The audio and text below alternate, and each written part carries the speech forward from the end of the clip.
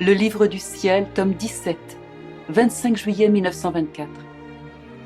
La sainteté dans la volonté divine ne résulte pas d'un seul acte, elle est un acte continu. Ce matin, mon doux Jésus se rendit visible en moi, les bras allongés en forme de croix. Je me suis mise dans la même position que lui. Il me dit : « Ma fille, le dernier acte de ma vie a été de m'étendre sur la croix et de rester là jusqu'à ma mort, les bras ouverts, sans pouvoir bouger ou m'opposer à tout ce qu'on voulait me faire. J'étais l'image de celui qui vit non avec sa volonté humaine, mais avec la volonté divine. Étant incapable de bouger ou de m'opposer, ayant perdu tout droit sur moi-même, je subissais la tension horrible de mes bras. Que de choses ils ont dites. Pendant que j'avais perdu mes droits, on m'a pris ma vie. Mais le droit prépondérant a été celui de la suprême volonté. Il utilisait son immensité et son omniscience. Il prit toutes les âmes pécheresses ou saintes, innocentes ou mauvaises, et il les plaça dans mes bras étendus afin que je puisse les amener au ciel. Je n'en ai refusé aucune. La volonté divine fit une place pour chaque âme dans mes bras. La volonté suprême est un acte continu.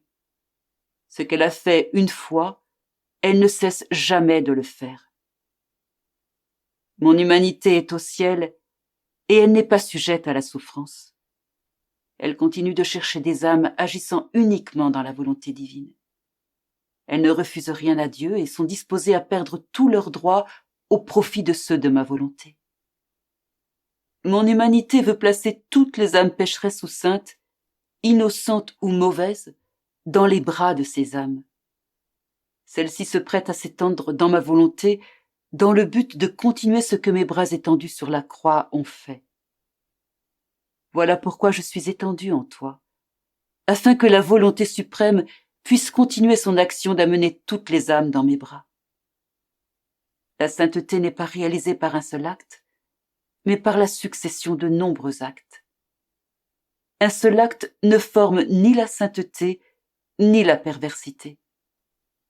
Sans la succession des actes, les vraies couleurs de la sainteté ou de la perversité sont absentes, et on ne peut juger ni de l'une ni de l'autre. Ce qui fait briller la sainteté et en constitue le sceau est la succession de bons actes. Personne ne peut dire qu'il est riche parce qu'il possède un sou, mais seulement s'il possède beaucoup de biens, de villas, de palais, etc.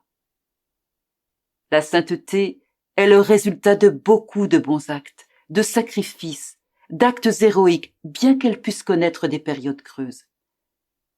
La sainteté dans ma volonté, quant à elle, ne connaît pas d'intermittence. Elle est associée à l'acte continu de l'éternelle volonté. Celle-ci est toujours agissante, toujours triomphante. Elle aime toujours et ne s'arrête jamais. La sainteté dans ma volonté pose dans l'âme l'empreinte de l'acte continu du Créateur, son amour continuel et la préservation continuelle de toutes les choses qu'il a créées. Le Créateur ne change jamais, il est immuable. Ce qui est sujet à changement est de la terre et non du ciel. Le changement est le lot de la volonté humaine, non de la volonté divine. Les interruptions dans le bien sont de la créature, non du Créateur. De telles interruptions ne conviendraient pas à la sainteté dans ma volonté. Celle-ci doit porter les caractéristiques de la sainteté du Créateur. Donc, sois attentive et laisse tous les droits à la volonté suprême.